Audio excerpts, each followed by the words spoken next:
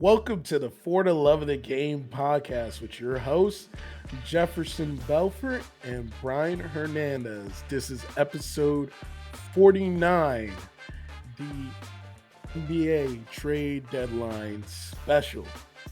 Brian, how are you doing? Oh man, it is like mentioned, recording this on the NBA trade deadline. It is Thursday night right now. A lot really happened. It was an exciting NBA trade deadline, especially over I feel like the last couple of years has just been so boring. So all this talk about these players are gonna move, legit stuff has actually happened this year. Like I think whatever happened today in these last few days significantly changes the league. I'm very excited. But first, Jeff, how are you doing? How am I doing? Yeah. You want to know how I'm doing? Hold on one second. I'll show you how I'm doing. Hold on 1 second. All right. I suggest all the listeners, all the listeners turn on and you gotta watch this. Oh boy! Yeah, that's how I'm feeling now. That's how I'm feeling Let's right now. go. It's time. Let's It's go. time, man. We go for this chip this What year. is it? We the Valley? We the Valley. We the Valley, baby. It's we the Valley now, Hey, you know? For all the listeners, Jeff just took off his Nets hat and traded it for a Phoenix Sun hat. That was amazing. I highly suggest everyone actually turn on the video, the YouTube video.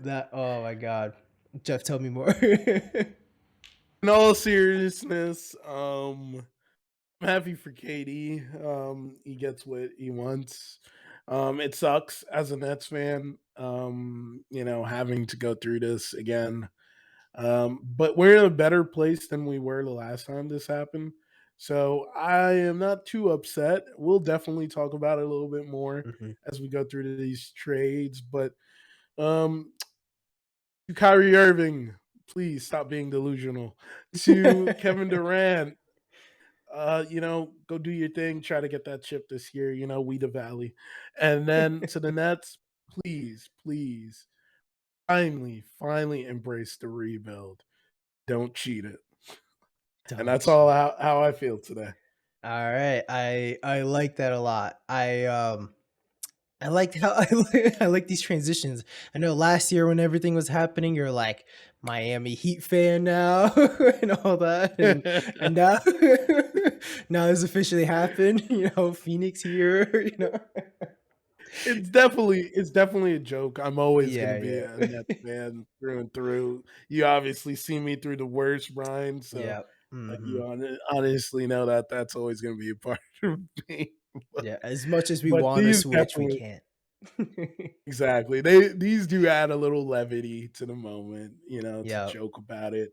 Because like we always said since we started this to the listeners, is that we try to remain objective with everything. Obviously sometimes subjectivity is gonna slip in, but for the most part, we look to be objective about every team and how we speak about them. So to go right into the Yeah. topics, our topics today are clearly going to be revisiting all of the trades that have gone down this week. We'll be giving them grades and giving a little bit side notes possibly to it beyond that. And then we will have a little bit of a weekly roundup, a very special Hmm. weekly roundup, to be honest. So can't wait for that. Brian, are you ready? Yeah. Let's get into it. Actually, this hat's actually like burning in my All head, like right. cinching me to be a fan. So Got it. I'm gonna Yeah. put back on my Nets hat. You about transition and everything. And also for all the listeners, we usually don't do this pretty early on, but for all the listeners, just wanted to say we usually do this at the end, but throw us a like, subscribe, all this stuff. We're always trying to make this better. All that stuff really helps. We usually say that at the end, but wanted to get it in a little bit earlier. Just wherever you could throw a like, just thumbs up it real quick, really helps. But Jeff, now that you got your Nets hat on, let's get into it. Perfect. All right. So to lead off the 2023 NBA trade deadline season, the biggest surprise, obviously, to kickstart it, right? Came Mhm. down last Friday on January 3rd, I believe it was. Kyrie demanded a trade.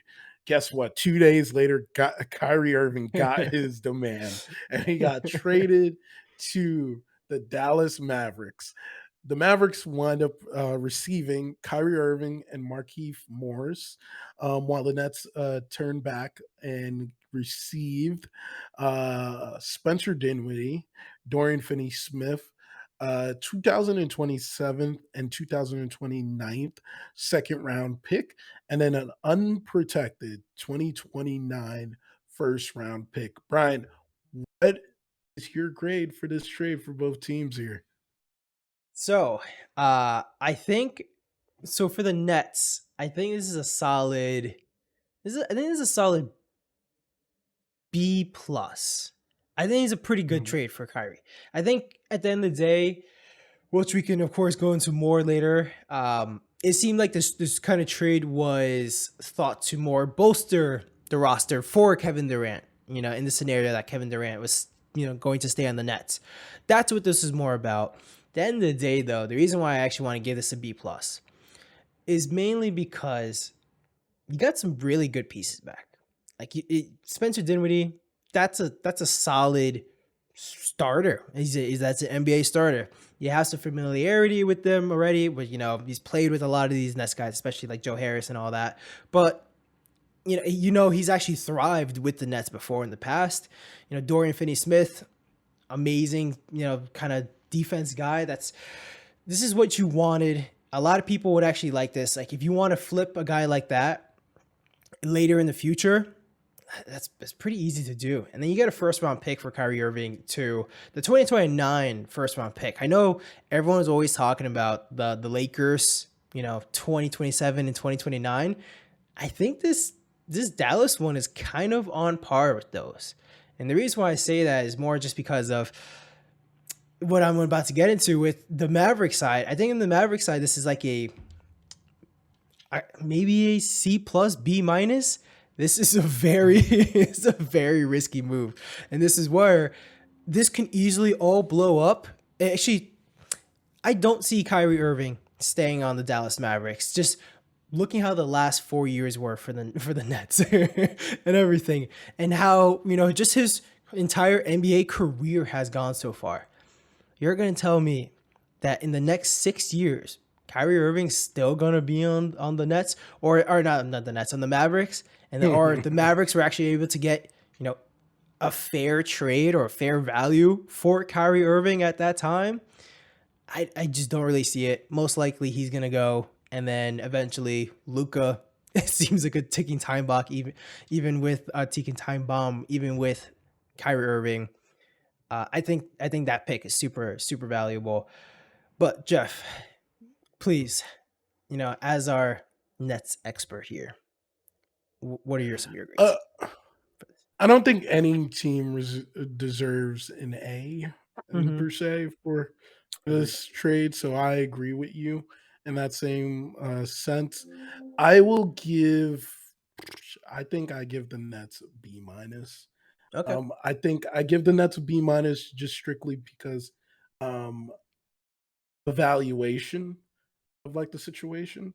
I obviously not on the pod we spoke about this. Mm-hmm. Um, or did we? We did speak. We did get to the pod last week on the demand, right? So yeah, we got 'Cause only on yes, demand. we We didn't did. catch this part where he actually got traded. So Of course. So one thing that I was adamant about when I spoke last time on the pod is that you're on the same page with Kevin Durant when you're making this decision. Yep. And every indication has shown that he was not. He was not included in this. And then, granted, Kevin Durant is also someone that can make this look like he was not included, and also be the same person that just heard this whole thing, did not say anything, and then just waited till after to say his piece, right?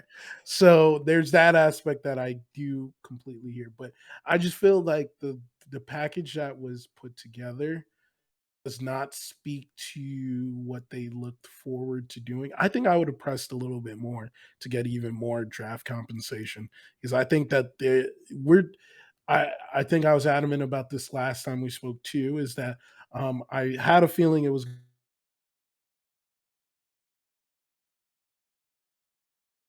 going to be a West Coast team. They would be very. I don't know if I Yeah, I these lost you for a second, but much of you you. can keep going.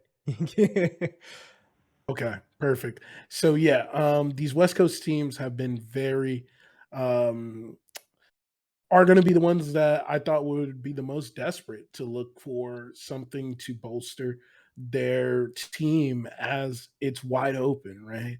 It really is for the taking. If someone gets hot enough, they could take that third spot from the Kings and potentially make that ascension to 2-1. It would really be a lot of work to do that, but like if you get the right person, you could do it, right? So as soon as the Mavericks knew or felt that they were going to do this, um, they should have they should have just pressed them for every bit of draft capital you could have got. So that's why I say I would give it a B minus. As for the Mavericks, I'll give them a B plus. Even with the risk that is associated with it. And I'm thinking more in the moment of when it was the trade happened, not with everything that has gone Yeah. around the league since then. Um, it was the right amount of risk to take where you pair together two stars. If Kyrie is able to hold it together for about 4 months, this guy can really help you on a run for a championship. Yeah. And I don't take that really lightly with him and his abilities. Look at the game last night. He clearly looked like someone that can help, and Luca wasn't even there. Just look at how different Dallas looked in that one game. It's clear to me that they would be able to figure it out. Yeah, I think Dallas is kind of right now in the situation where they're probably like one of the biggest wild cards because I guess this is kind of how it is when you just have Kyrie Irving on your team. But even like when Kyrie Irving's at his peak, I don't know if anyone really wants to go against Kyrie and Luca together. I don't think like anyone really would want to go in a series against Luca just because of how dangerous he is. And now you add Kyrie on top of that.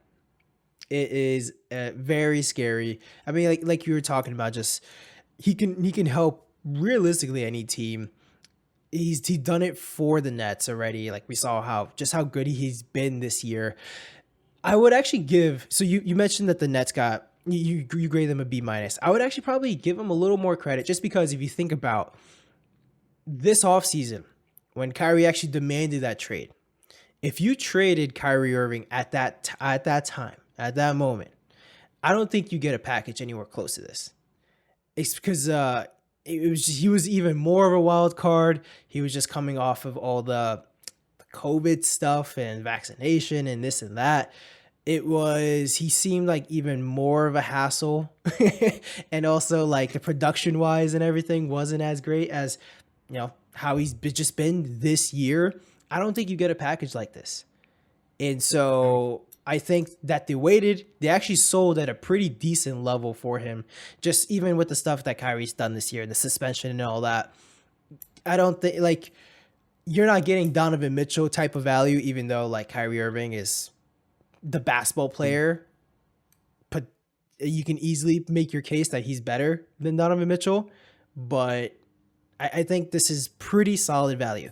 Now looking at it though, would you have done that Lakers trade to get their two unprotected picks and all that? Now that you know that Kevin Durant is not on the team. No,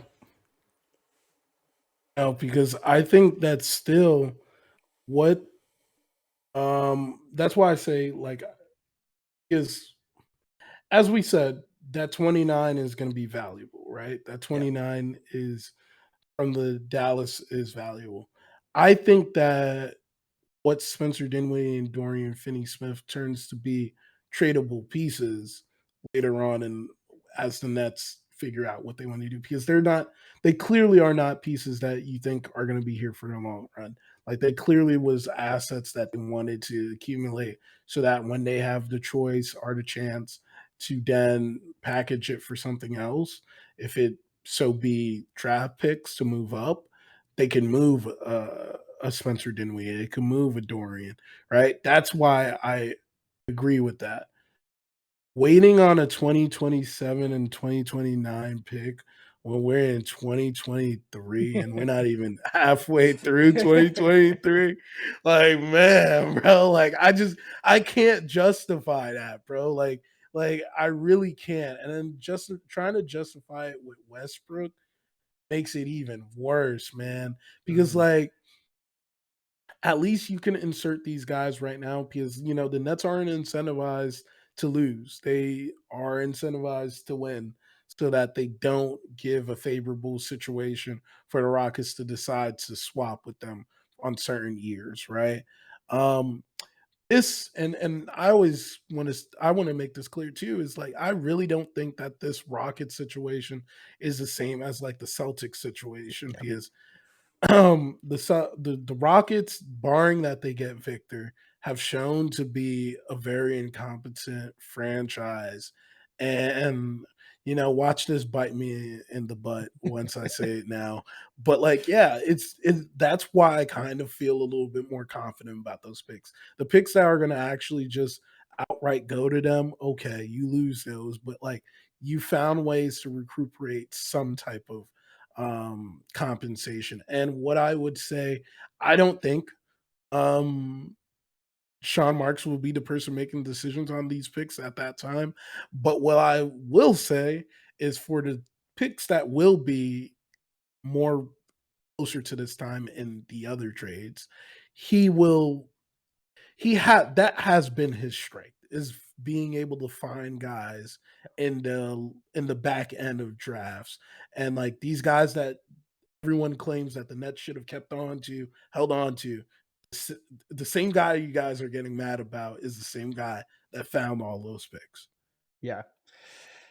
One of the, I guess, last question on at least the Kyrie Irving side, with all this. So this trade happened. What was it? Sunday. I think we recorded the Mhm. last pod on a Saturday morning. We're like, I don't think he's gonna get traded. This and that, or at least I was very loudly saying like, I don't believe it. I don't see why you would trade him. Blah blah blah. And it ended up happening. Egg on my face on that.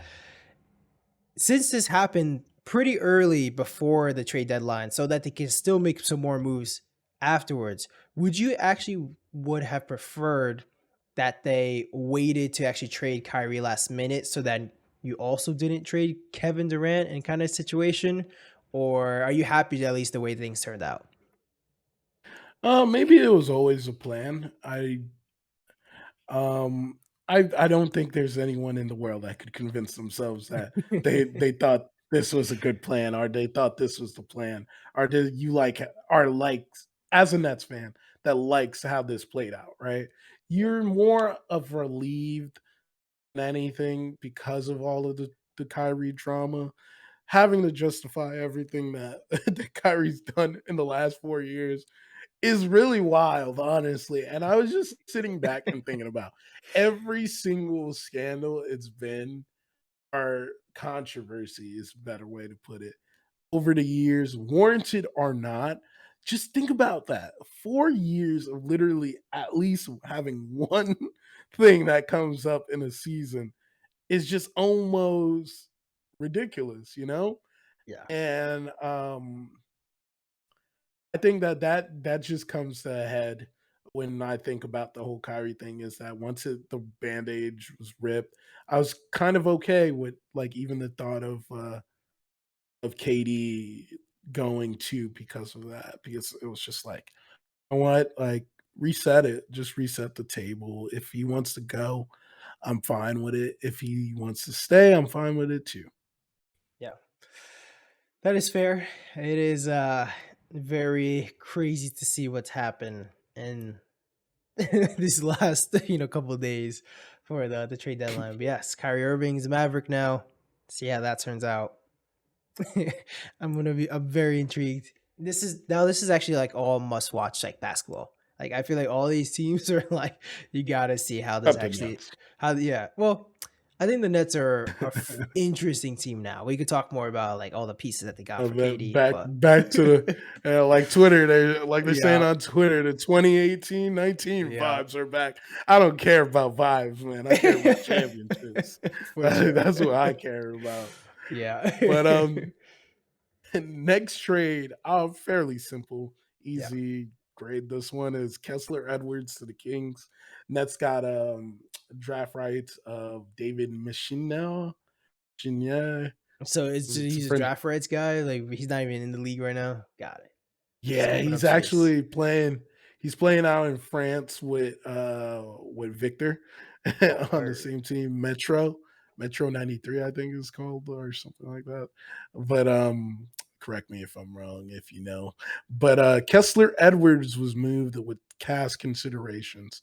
Brian, any grades on this This is like that you want to give? I kind of want to be like not available. Like this is like I don't know, Mhm. like a C. Is Kessler I Edwards actually gonna for play? Like he's actually pretty so solid and everything. So you can go more. So for the Nets, incomplete. Like, what is Yeah, yeah, this? Like, we got the report and we didn't even see a name. Like, it was literally Kessler, Edwards, and Cash, and then they said nothing's coming back to the Nets, yeah. and then they finally throw together this name, Well, right? that's So what it is. Like obviously, you have to at least give something back. So this was just like exactly. this is all right. We'll throw you the draft rights to this guy that's never going to come over. Exactly. So this was in an effort for the Nets to shed some salary and a roster spot. Mhm. I like it for the Kings. I will give them Indeed. a C plus. You Okay. know, the reason why I like it for the Kings is that this is another developmental type of guy you could just go and stash right into the G League. He's shown last year he has some talent. Yeah. Yeah, like you just have this guy sitting in the background, like developing himself. Who knows what it becomes? This is a less pressure situation for him to be in as well. The spotlight was on him when you're playing with KD, right? Like KD and Yeah. Kyrie, the spotlight's going to be there. So this was like the perfect time for them to get into somewhere where they just don't. He doesn't have to worry about what next move he does, right? And the kicker is that he had a trade clause. There Really? has to be something. There has to be something in the league that is that people that are not stars do not get trade clauses. It's ridiculous the number of players. I don't even think star players have trade clause. No trade clause. Yeah. It's only just like some mid-level guys that are getting us now. It's a lot of because at least I know what happens is like, oh, you sign a 1 year deal and then your next Mhm. contract again is like a 1 year deal kind of thing, and then you get like a no trade clause kind of. And then that's how Alfred Payton got it. Ryan Arcidiacono, whatever how you pronounce his last name, he had one as well. Like a bunch of stuff like that. That's funny. Well, let's move on to the next one. A really fast one as well. Dwayne Mhm. Dedman to the Spurs. Dwayne Dedman. The Spurs get Dwayne Dedman and a 2028 second round pick. And then the Heat receive cash consideration. I don't really even think this needs a score. Yeah, Like this Brian, is I think Dwayne Dedman's already getting bought out or something like that, or he is already bought out. So this is literally just Spurs have a ton of money or a ton of cap space. Hey, let me take a second round absorb pick it. from you. Yeah. Yeah. So this is the year of the second round picks, as everyone will see coming up. So this is Well, the second round next pick. one, Brian. Oh yeah. Next one is where the fireworks starts to begin again, right? Yep. It is a three-team trade, and it is the Russell Westbrook, the D'Angelo Russell, and the Mike Conley three-team trade, right? So the Jazz receive Russell Westbrook. I always have a hard time saying his like last name. Westbrook, Damon Jones, Juan Toscano Anderson. Lakers 2027 first round pick protected from 1 to 4. I know I had a lot of inflection on Juan Toscano, but I will speak on Yeah. why I had that. But Timberwolves get Mike Conley, Nikhil Alexander Walker, and then the 2024 second round pick, the 2025 second round pick, and then the 2026 second round pick. And I believe that is coming from the Jazz, those picks. And then lastly, the Lakers get the D'Angelo Russell the D'Angelo Russell, Jared Vanderbilt, and Malik Beasley. Brian, who would you grade this for the three teams here? So, for the Utah Jazz, I think this is like a solid, I don't know, B plus. Like you're not trying to Mhm. win. You're not trying to do anything. Westbrook, you're probably gonna buy him out. He's expiring at the end of this year, so this is a whole nothing there. Damian Jones, who cares? Juan Toscano Anderson. It's funny how Lakers fans, when they sign Juan Toscano Anderson, are like, "Yeah, this is our guy. This is huge." I remember him like tweeting out all these things and like being super happy, and this is how it turns out. Like, just, Thought he just was gonna go back to back chips and yeah. Yeah, that's literally like a nothing. And then the whole thing about this is this Lakers 2027 first round pick. Yeah, it's protected. It's a top 4. Who cares? Top 4, that's like that's barely anything. At the end of the day, unless the Lakers are the worst team in the league that year, most likely, this pick is going to convert. I don't know what the stipulations is, if it is like ends up being a top 4. Like I don't know how it translates. I think it usually is that once the protection of that year goes off, there's some. I think they designate it though. They Like do, it sometimes changes. it could roll over to being unprotected Hmm. for the following year. Sometimes it could just be like two twos, you know, uh, Yeah. things like that. Yeah, so I don't know what it exactly is, but even so, like the likelihood of that converting is pretty high, especially with the draft odds and all that. Um, Mm, so that's pretty nice just for them. Timberwolves, I actually kind of want to give the Timberwolves like a D. Like I don't like this at all. You get 3 second round picks, cool. I don't care really. Nikhil Alexander Walker, not really going to do anything for you. Maybe he's going to be your backup guy now. And then Mike Conley, for when you traded D'Angelo Russell, like I feel mm, I'm surprised. Like D'Angelo Russell, I really did think he was having like a pretty solid year. And I really mm, thought just his value was gonna be way more. I thought he was gonna have just way more value than, all right, now the return I have for D'Angelo Russell is Mike Conley Jr. This is a team that went all in on Rudy Gobert. You're trying to mm. win, and yet your response and you're trying to bolster your roster is getting Mike Conley Jr. He's really not going to do much. He's, getting injured all the time now. Sure, maybe bring some more maturity to this very immature team, what it seems like to be, with you Mhm, having Anthony Edwards talking about, all the candy that he eats and all that, and then you see Cat doesn't like that and all that. And then the Lakers, I actually think this is actually pretty solid for the Lakers. Like I'm surprised. I'm always surprised how Lakers can get away with these trades. Like you're trading Westbrook and you're these 2027 first round pick. It's literally just everyone thinks you're gonna suck in 2027. So it's like this mhm, has so much value. And you get like 3 solid, at least rotational players. This team mhm. beforehand was just all like end of bench guys, and now you're actually bolstering this roster. I think the Yeah. Lakers. I would actually give this to them maybe an A minus B plus. But what do you think? I'll start with the Lakers. I actually will give them an A. Yeah. I'll give them an A for the reason being that we've sat here and talked about we been bludgeoned in the head with the idea of Westbrook being moved.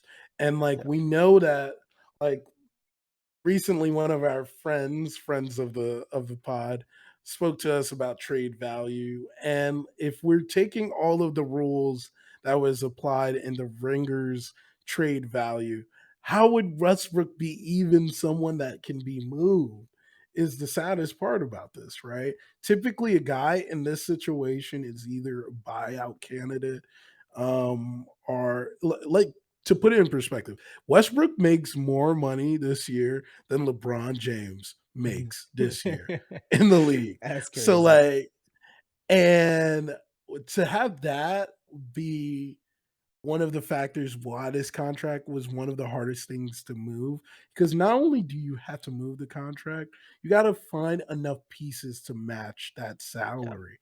And that's where most teams didn't wanted to do that. In this case, you've seen, like we talked about Kyrie, this is why there was a lot of hesitation with this. It's like not only are you not getting an never getting equal value for a star when the star wants out, right? But like you're getting a regressing star, which is not a fun Yeah. time. You know, at least I'd rather have a middling player like a Mike Conley than a regressing star because that guy doesn't understand that role, like they or doesn't want to appreciate what their role is now at this point. So the fact that they got off him is simply the only reason why I could give them an A. I don't even need to think about the other guys.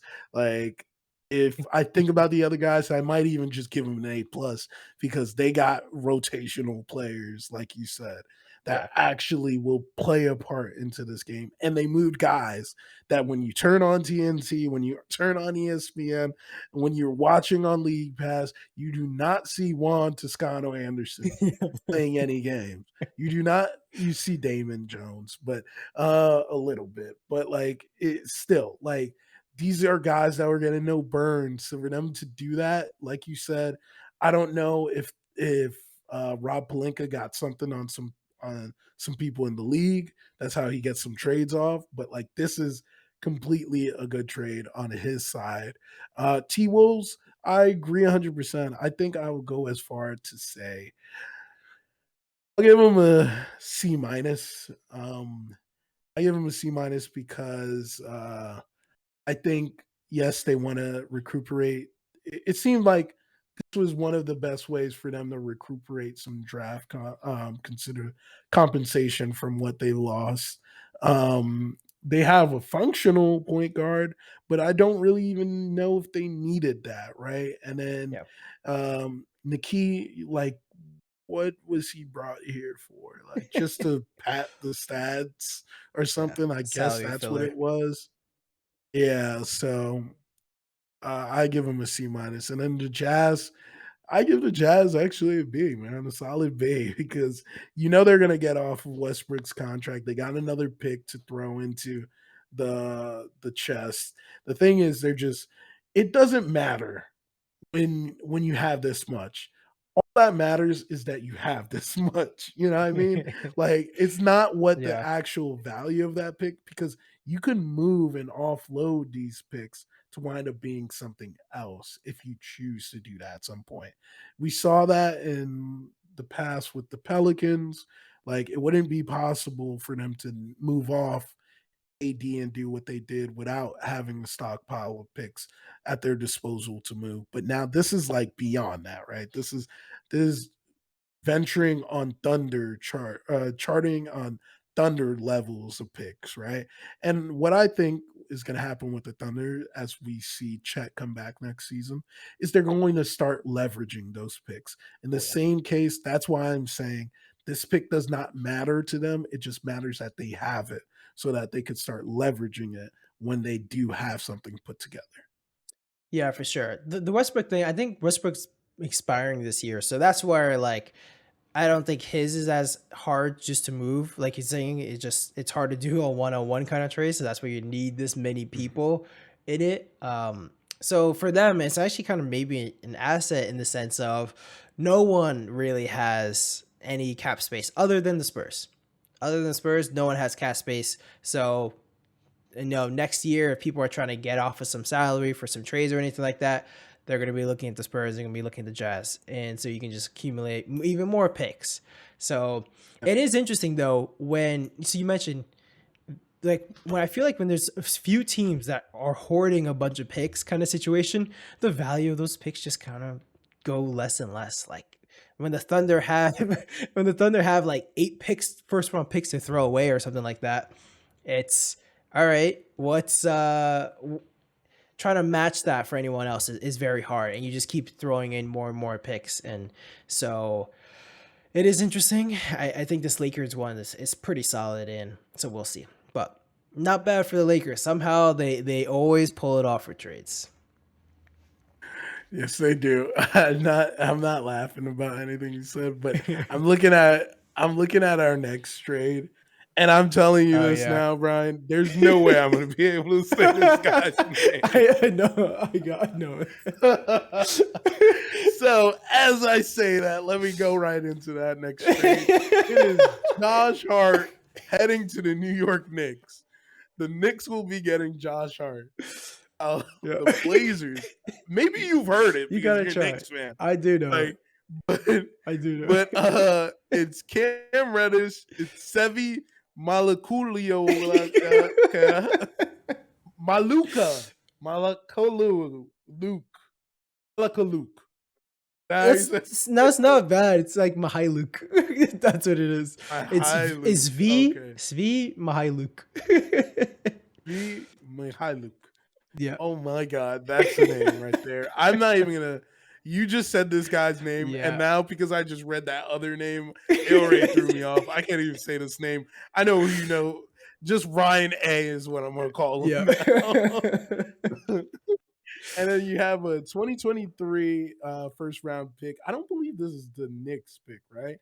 I have to really look at it again because at first I saw it was, and then I don't know if it actually is though. Let me. Because I Yeah, know yeah, it's lottery protected.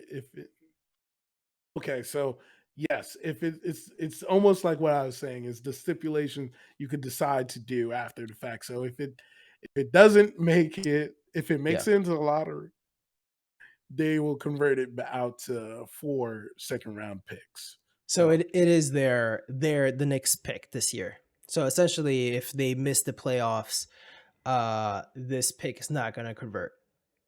And then okay, if they make the playoffs, then they're gonna do it. So if they have 2 picks this year, and as we saw, like even last year, the Knicks didn't, or they traded around like their first round pick. Um, Hmm. so they just really don't want to take on a lot of rookies. So they already have the Mavs for this year, which the value for that went down when they got Kyrie Irving because it was. I feel like the Mavs could have gone either way before that Kyrie Irving trade. So now that value goes down a little bit more. This one they trade away. So Oh, this is Brian, not there's bad. there's still a lot of season, and we Yeah, are yeah. talking about Kyrie Irving. So That is true. don't worry, you might get your wish. You never know. But yeah. So what would you grade this for you, Brian? I think this one is I think it's like a B. It's Josh Hart is, I don't think there's really no room for him to start. So he's just gonna come off the bench. You giving up Cam Reddish. The whole Cam Reddish situation has been a complete dud. You gave up a first round pick for Cam Reddish, which ended up being used in the uh DeJounte Murray trade. Now you give up another first round pick in order to actually get, Josh Hart. The other 2 guys, V and Ryan, they're just salary filler. So really nothing crazy. I do like the fit of Josh Hart a lot. It's pretty cool to see Jalen Brunson because Jalen Brunson and Josh Hart played in college in Villanova and all that stuff. And so Yep. Jalen Brunson very excited when he heard the news about Josh Hart.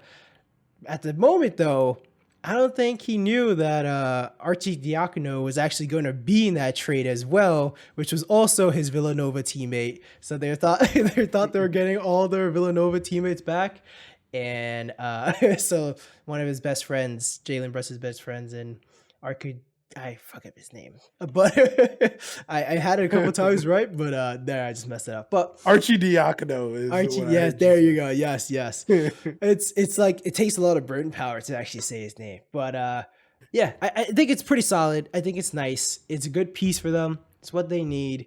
But is it gonna change their trajectory at all to get them anywhere? Not really. It's a mini boost. I will hope to see it actually turn out really well. But so far, at least this year, I know Josh Hart's not really had the greatest year so far. But good move. Probably the best move that they could have made that's not giving up like anything crazy. What do you think? Yeah, no, I agree with you on the Knicks one. I'll give it a B. Definitely a solid player to add to the rotation. When you can move off of a rotational player that was not understanding what their role was Yeah. to someone that will easily, and like you said, the whole aspect of we're doing things to appease Jalen Brunson, right? Yeah. Like make it a lot easier for him to get what he needs while he's there as well. So I think this is a good move. Blazers C.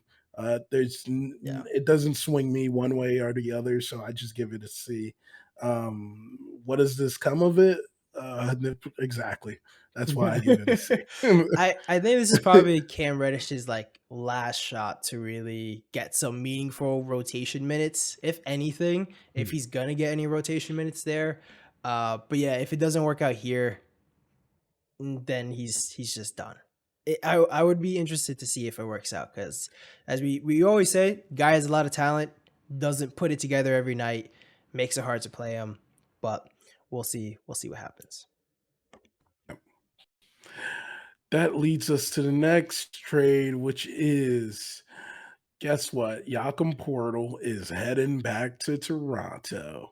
So the Raptors will be receiving Jakob Portal. The Spurs will receive, making the Twin Towers down there before he gets bought out. He might get bought out too. The Spurs will be receiving Kem Birch, the 2024 first round pick of the Toronto Raptors, and two second round picks. No specification as to where picks are and like Yeah, which years those are, but like I know they're getting two yeah, second yeah. round picks. But Ryan, what would you grade this trade?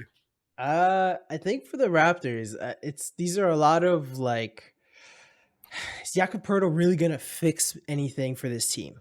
Like, not really. He's gonna make them better. Hopefully they could somewhat turn it around, but I don't think Jakob Poeltl is the guy that's really gonna do that for them. Jakob Poeltl having a good year. He's put up some really good numbers, but he's also put up good numbers on a team that there's no one else on. So does it mean a whole lot? He's just a really solid center, but it feels like the Raptors need some more help. I would give them this is maybe probably a B just because one, I like Ken Birch, but like nothing crazy there. And you kind of this was actually a guy that a lot of teams wanted, a Jakob Poeltl, and you kind of give him for a first rounder and two second round picks, especially I think at first, if you told me a couple days ago, two second round picks, I'm like, that's a decent amount. After today, where we saw, four second round picks getting thrown out, five second round picks getting thrown out, this really doesn't seem like a lot for a guy. And I'm pretty sure he just signed the contract that isn't too bad. So, not too shabby. But what do you think? I think he's on an expiring Oh, actually. is it? Okay. Um, but I don't understand it. So because of that, You're right. Expiring. obviously it's an upgrade from what they have, right? Upgrade from having Kim Birch, who is not even seeing time, Yeah. right? But at the same time, it also is he's not seeing time. Why are you're not in a place where I think you're going to make the playoffs is what I want to say. Yeah. So I would give it a C plus at best is because it does get you a little bit better, but like how much does it get you better? How much does is this like a needle mover when you're less than a playing team and you're trying to be a playing team? I don't think so. He would have made sense for an actual contender, but the fact that he's not going to one is very, very questionable to me. Yeah. I wonder So if they have any, since you mentioned he is actually on an expiring contract. So this is this a rental? You traded a first round pick for a guy. You really hope you can you can actually re-sign him. Hopefully that's the just case a for the head Raptors. But scratcher. yeah, it is a little interesting to make that trade And now. then as for the Spurs, anything the Spurs get picks from, I'm gonna give it a B. Like Yeah. they got some picks, give it to them. I'll give them a B. Yep. So Yep. next trade to talk about Yep. the granddaddy of them all, The big kahuna. the the big Kahuna. There it is. Okay. The Kevin Durant trade that slid in through the middle of the night. They thought they were slick when they did that. Yep. When they did that at 1:30 in the middle of the night Eastern time, right? So Kevin Durant is moving on to the Phoenix Suns. The Suns will be taking on Kevin Durant's contract. They will also, and his body as well, right? Yeah. But they will also be taking on TJ Warren. The Nets will be receiving in return Mikal Bridges, Cam Johnson, Jay Crowder. Let's just say if he is, just Yeah, he's already redirected flipped. right now. Jay Crowder has been flipped over to the Bucks. I'm sure there's going to be a list on like what that looks like, so we'll get to Yep. that too. And 4 unprotected first round picks: 2023, 2025, 2027, 2029, and plus a pick swap in 2028.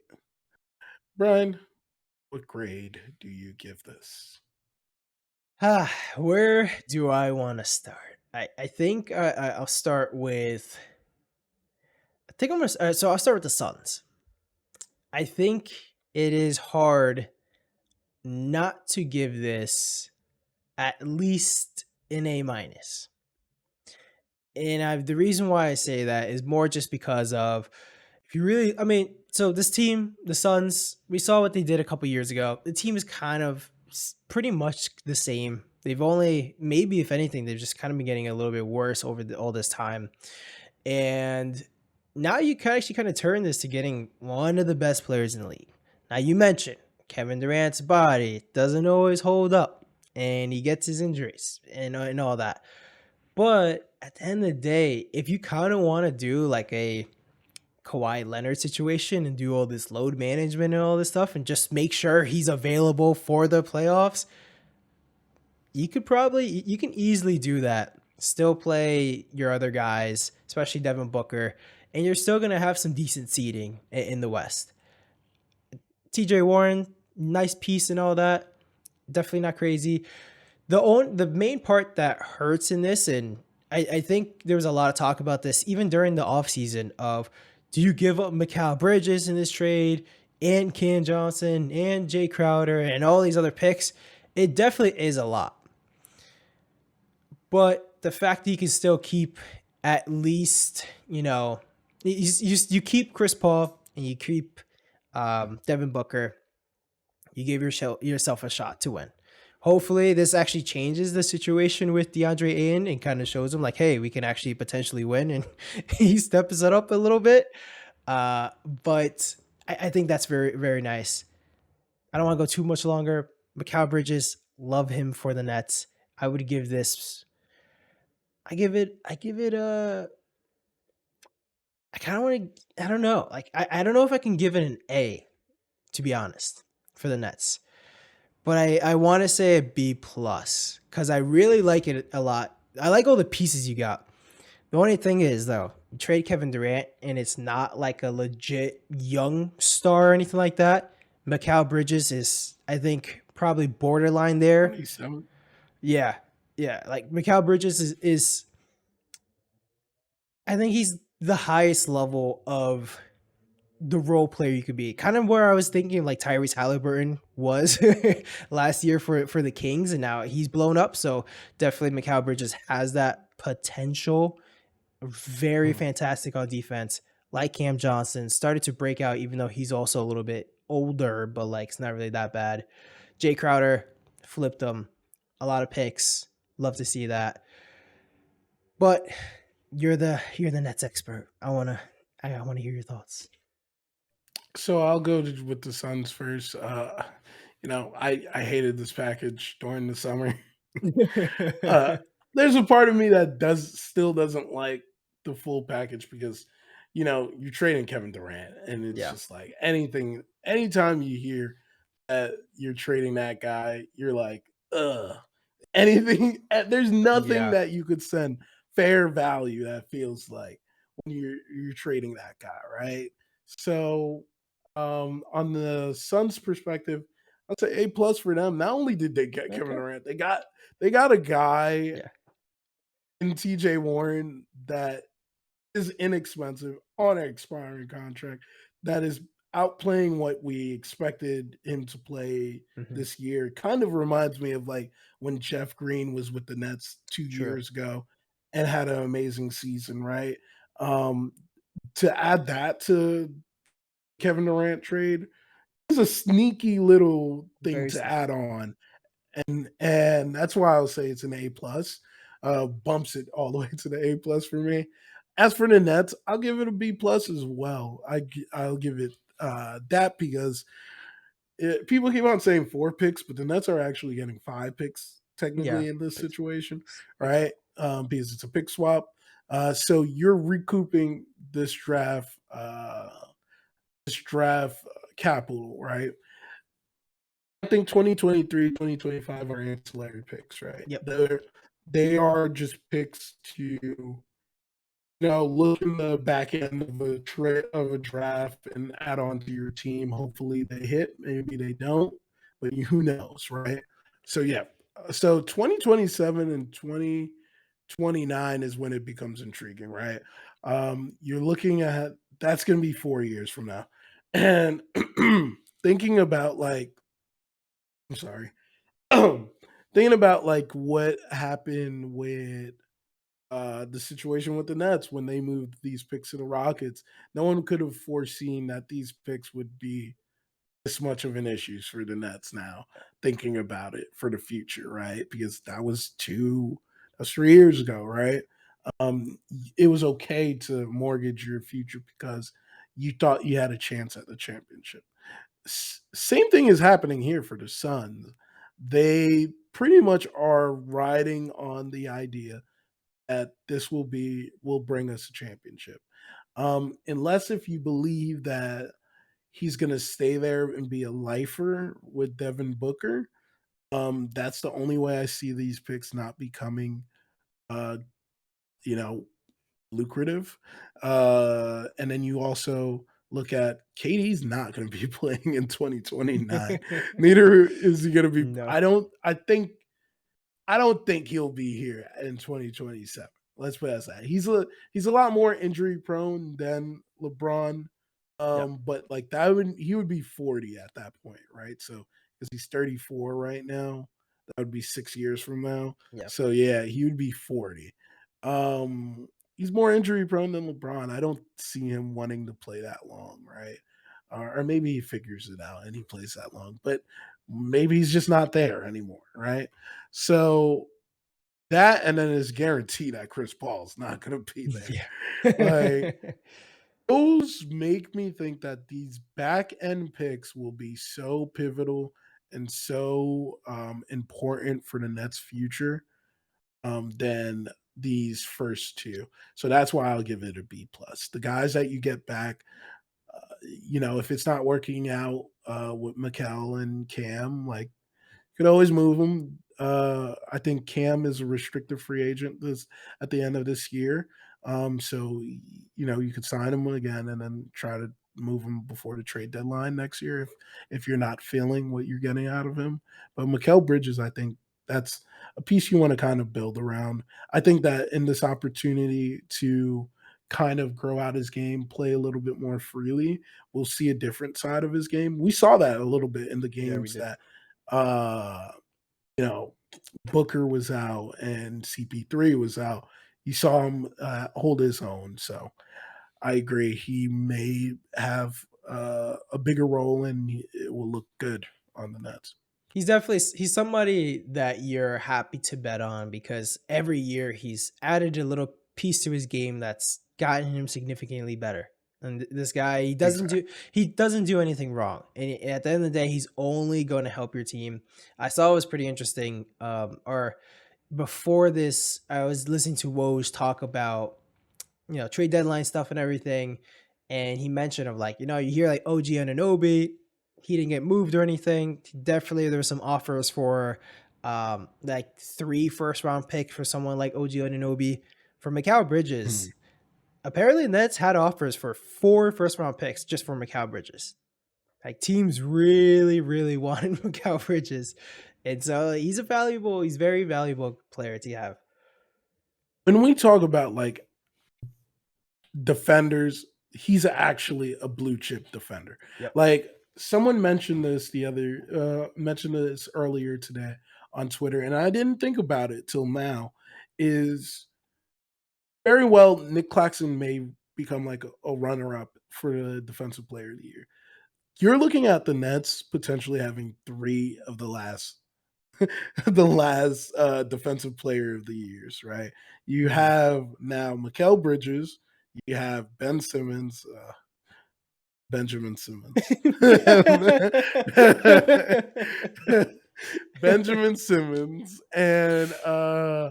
and Nick Claxton. So like those guys, and it's funny too to think about it too, is I agree 100%. I put him in a different stratosphere based off of him, the player, and OG. I think that Yep. when they start hearing a name during trade deadline, Yep. it almost becomes the name is bigger than the actual player. Like the thought of OG Anunoby is bigger than the actual For trading sure. of OG Anunoby. And it clearly was true because like you saw that he didn't get moved during the trade deadline. And the reason why he didn't get moved is because it was an astronomical ask for a guy Yeah. like him.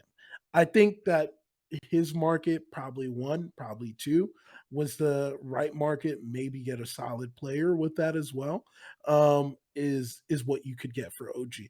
But I think that OG, in the time that he's played, he hasn't even shown you that he's a two-way player, enough of a two-way player Yeah. that you should be wanting to give up your draft capital in that sense. He's definitely has the skills to learn and get that. He's just not going to get that there at the Raptors because the Raptors is just flooded with wings, right? Yeah.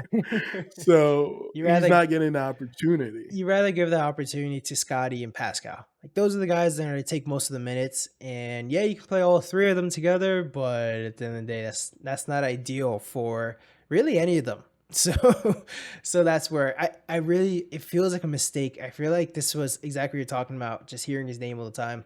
I feel like he was on the top of like this is probably one of the highest his values is gonna be. And the worse that the Raptors perform, the lower his value is going to get, in my opinion. Well, the thing is, your value is only as great as best as it is at the moment when you're the highest valued, right? Like this is gonna be in my mind, I think this is the height of what OG will get you, right? And it's only gonna go lower from now because now it's been publicized, been out in the open air. It's just like how they say germs die in open air, right? Like the Yeah. same thing with trade requests or trade rumors. The longer you hold on to it, it seamlessly is the worse the value comes. And let trade requests is a whole different story. I Yeah. mean, like trade rumors. We see this now with John Collins, who's been in conversations for years, and he's still never been moved. And by the time we go to next year, He's gonna be talked about it again, and he's Yeah. finally gonna get moved for like one first round pick, like some really funny like package, you know. Yeah. So that's how I feel about that whole situation.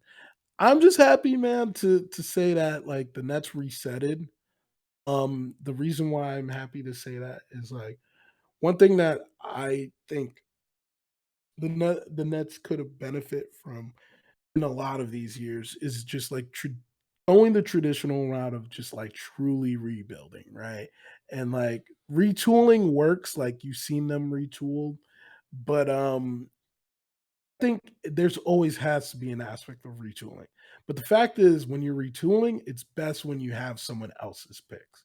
So now Yep. that we have other people's picks and we're trying to lift up the level of our player, we could always luck into a situation where we have a star player to tie to us in the future. And it wouldn't be someone that will in 2 3 years decide to leave. Like we always hear the talk about like Zion's Yeah. leaving, Zion's this, right? But Zion's locked up. Like he Yep. ain't going nowhere until David Griffin tells him. You know, like it's gonna be a while before they can move. He can move off of his contract, right? So in that same case, is how I think the Nets should be taking this with their star players. Is like star players with their players if they ever get a star in the making through draft procedures. But um, going too far off topic, we're heading to the next pick. Brian, we will be talking about the man that was in the day of history. You know, Oh. he was waiting for that pass from LeBron down low. Thomas Bryant to the Nuggets. The Nuggets will be getting Thomas Bryant, and the Lakers will be getting Davion Reed, Devon Reed, and 3 second round picks. Brian, what do you grade this situation? Ah, this is maybe I actually so one I really like Thomas Bryant. I think when he plays, I think he's a pretty solid player. I would give it a B minus just because of like it's really not moving the needle or anything. Um it's you need a little backup center, play some extra minutes. It's kind of funny though of like Thomas Bryant actually requested to be traded. He didn't like not getting consistent minutes playing behind like someone like Anthony Davis and all that. So he requested to be traded and he's definitely not going to get a lot of minutes playing behind Jokic. So it's an interesting kind of situation. Maybe I'm talking myself into a B plus or not B plus, a C plus. But yeah, it's not much. But what do you think? Uh, give C's. I'm giving C's across the board. I don't know why. I don't know why the hell the Nuggets think they had to give 3 picks to Yeah. them in this situation with Thomas Bryant. But okay, all right. Yeah. C's to them both, and let's move on. Honestly, Brian, I kind of want to skip the next one too. I think we could go really rapid Yeah, fire with we this super next rapid one. fire. It's it's Mike Muscala from he's going to the Celtics, Justin Jackson for 2 second round picks to the Thunder. Clearly the theme of the day was second Mhm. round picks. Second round So Brian, picks. do you have any grades for these guys? C plus B minus. I like my Mike Muscala. I think he's a good fit for the Celtics if he gets minutes and all that. But we'll see. How, they don't really need him, but it's a nice little piece. Yeah, that's what I'm saying. Like in this trade, this is a guy that's gonna get buried anyways. So like Yeah. Mike Muscala, definitely a good shooter for his size. Yep. So I'll give him that, but I won't even give it a grade. Like okay for both of them. Yeah. Justin Jackson gets nothing. Yeah, I ain't seen the court in a minute. But Nope. as we're going to the next trade, it is the all second rounders for Jay Crowder. The Bucks get Jay Crowder. the Nets wind up getting just 2 second-round picks as they decided to allow for the Pacers to be the one that will be picking up the salary in this trade. They will be getting George Hill, Serge Ibaka, Jordan I Norwa, would Nora. Narwa, Yeah, I don't know. Nora. Yeah, I know I've heard it, but Yeah. like I just don't know why I can't say it. But and 3 second-round picks. Um, Ryan, any grades for this one? Bucks, B. I like Jay Crowder. I think he gives them what they need. Honestly, though, of like we saw in the last playoffs, Jay Crowder starting to fall off a little bit in his production wise.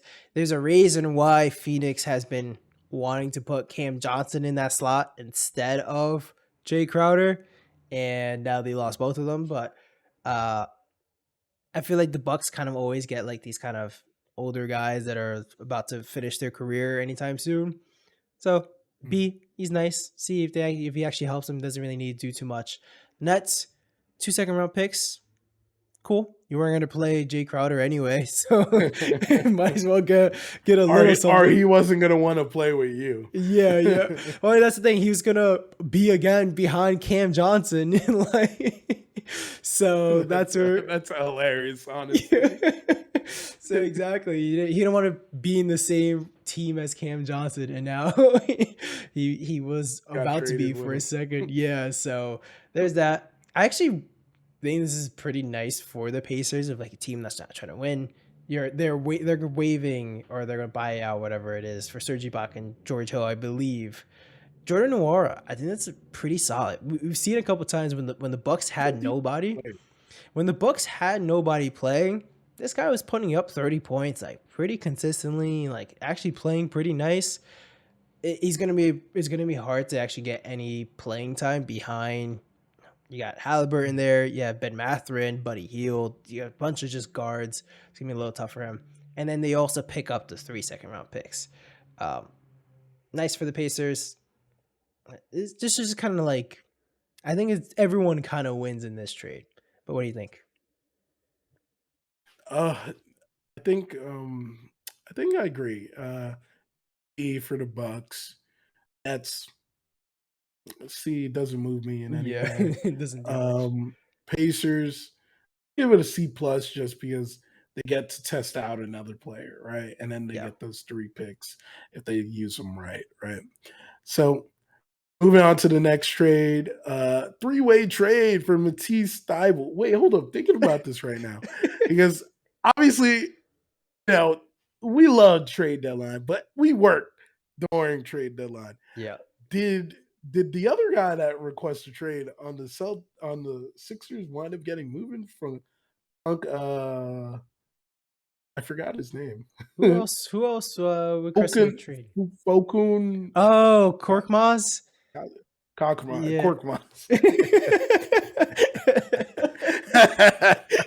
I mean, we might need to edit that one out.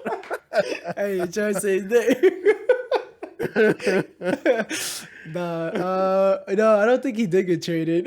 So that kind of sucks. He requested trade and like, especially when you're not a star player and like, you're on the bench. Honestly, it's a sad one right there. Yeah. So the three-way trade, like we said, Matisse Thybulle was the header of it. Oh my God, he's back. Sixers, Jalen McDaniels. Yep, Jalen McDaniels. The Hornets get V. Maluk. Mihailuk. Mihailuk. You gotta hear close. And a second-round pick. It says second-round picks, but it only specifies one. So I think it's one, right? Then the Blazers get Matisse Thybulle. So like solid replacement for Josh Hart walking out. Give Matisse Thybulle another chance at getting his game going again. But Brian, what is your grades?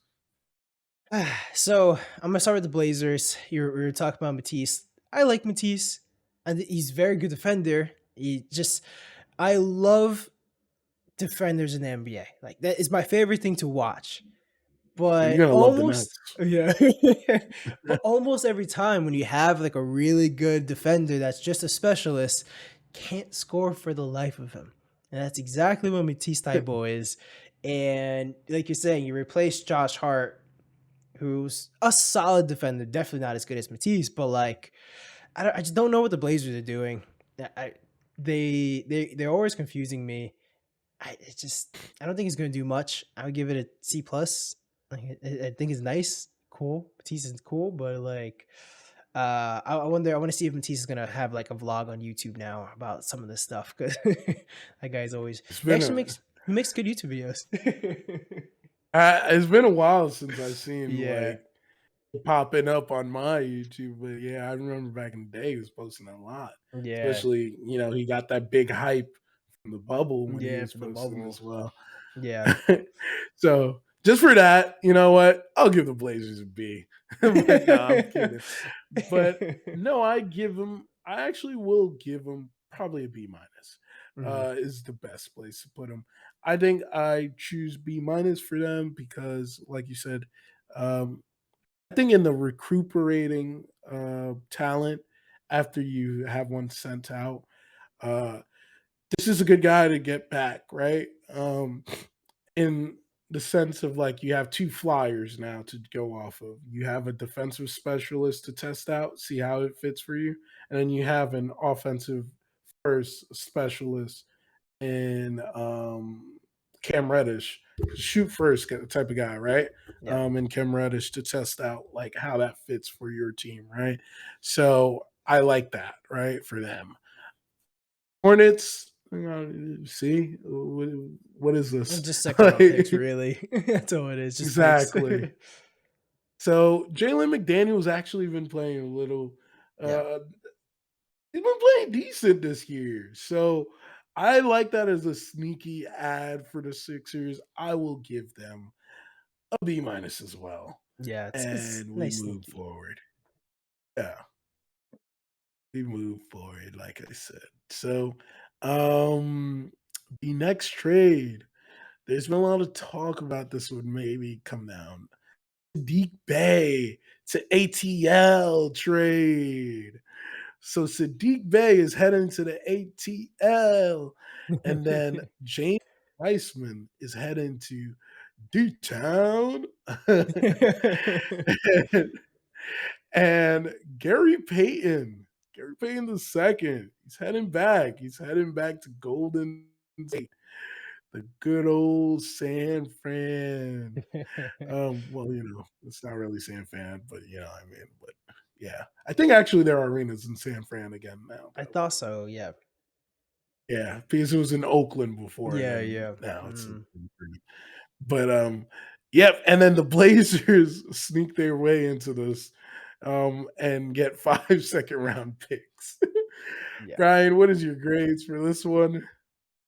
So Hawks, Sadiq Bey, B minus, but that has a potential to go higher. I think they kind of steal Sadiq Bey. I think Sadiq Bey is a good player. That guy can score. Doesn't really do much else for you. The Hawks, I feel like they kind of just need more scoring right now. It's really just Trae Young and DeJounte Murray. So add a nice little piece. Don't really think it's gonna help them too much, but it's pretty nice. James Wiseman, Pistons love collecting all these centers and just trying to rehab a bunch of young guys who did not work out. And for the most part, it's not really working too well for them. I would like to see James Wiseman actually just get more playing time and just do something. But what happens to what's their center right now? Oh, who's the young guy? He gets into fights all the time. It's a little. I think he's like 6'9". Yeah. Isaiah Stewart. Yeah, Stewart. Yeah, Isaiah Stewart. Stewart. Exactly. He's always He's getting into been chill fights. this year, though. He's been I chill feel this like I've year. seen a few times. I don't know. But it's kind of like a nothing. Sadiq Bey is a better player than James Wiseman. James Wiseman's just very bad. So sure, they're just trying to take any flyers. Warriors get Gary Payton back. I like that a lot for them. He was really good with them in their system. I actually kind of hate this for the Blazers of like we were talking about. All right, cool. You have Matisse Thybulle now. as your defender. You had Gary Payton beforehand as your defender, and now you're just replacing him and everything. And then, yeah, sure, you get 5 second round picks, but as we see, the value of these second round picks nowadays are not that high. So yeah, you're trying to recuperate some draft assets, but I don't think it's that much. But what do you think? I will say, you know, the Blazers to have that picks, I'll give it B minus, just like I gave the Hmm. other score. Like it's five, uh, it's 5 second round picks to Yeah. potentially leverage. What if you need to move someone? Like so, I guess it's all right. But like with the Blazers, they're just in like basketball purgatory. Like it's so Yeah. hard when you're like not gonna get to that level. And people are not gonna outright even sign there too. Portland, it just doesn't have that location buzz that people would want, and then it also just doesn't have talent that people would want to move in a trade, right? So there's that. Warriors, yeah, no, I agree, man. I'm giving them a C because you get in someone you had last year. Like you could have just signed them to. So like this is just where that becomes annoying, and I'll just give him a C for that. James Weissman going to D Town, like I think I'll give that to be continued Hmm. because It's fair. I think that he's just he needs a fresh scenario. I think some guys, uh, as much as I have been hard sometimes on Benjamin Simmons. Um, I think that Benjamin Simmons is the same type of guy. He needs a less pressured situation for him to figure it out for himself. Right now, the Nets just manufactured that for him in the roster. So, like, yes, he'll be able to chill a little bit more. But I think this is the same thing for James Wiseman. Less chiller, a less pressure situation that is looking to win a championship. It's going to allow for him to like figure out, be taught, train the way that he needs to be to figure out his game a little bit better. And then the Hawks wind up getting Sadiq Bey. I will give that a B. Give that a solid B. I like Sadiq Bey. I like him I too. like I like his ability to. I don't think he's not a 3 level scorer, but like he can shoot it from three. He's a good Yeah. perimeter shooter. A lot of younger guys not really getting to mid range that much either. But he definitely doesn't have a problem with shooting it. So like that's what I love about him. He has decent size, questionable size actually, I would say for the for the three spot, that wing spot, but he has a lot of muscle to him. I wouldn't even, it's not girth. It's literally just muscle. He's just a muscular guy. So, like, if he ever commits to this, and I don't think he's going to learn this in the Hawks, but if he ever commits to it, he could wind up becoming a really good defender as well. I think he's a decent one at this Yep. point, but he's not someone that you're going crazy about. I'm interested to see him with some actual like good passing point guards in Hmm. someone like Trey Young and then even Dejounte Murray. Like those guys can actually get some assist. I would like to see him there. I hope he's not only a spot up guy and they're gonna allow him to do some dribbling as well because he is like you're saying he can get his own bucket. It's a Mhm. solid move. I wonder how much is gonna move the actual needle though. Yeah, I agree. Ooh, so moving on. We got a few more left. Yep. And you know what, Brian? I think we could just like rapid fire some of Yeah, these rapid because like fire. they're not as crazy. So um this might be the last one that's crazy. But Bones Highland heading to the Clippers. Clippers get Bones Highland. The Nuggets get 2 second round picks. The theme of the day, Brian, B. I mean, what is your grade? uh, Pretty much. I'm gonna go exactly what you're saying. B for Clippers. Like, actually, a B for the Clippers because Bones Highland, I feel like he's not consistent enough. He's not consistent enough. I would look. I don't know why the Nuggets really just don't give him more of a chance. He has plenty of like just not getting played certain games and this and that.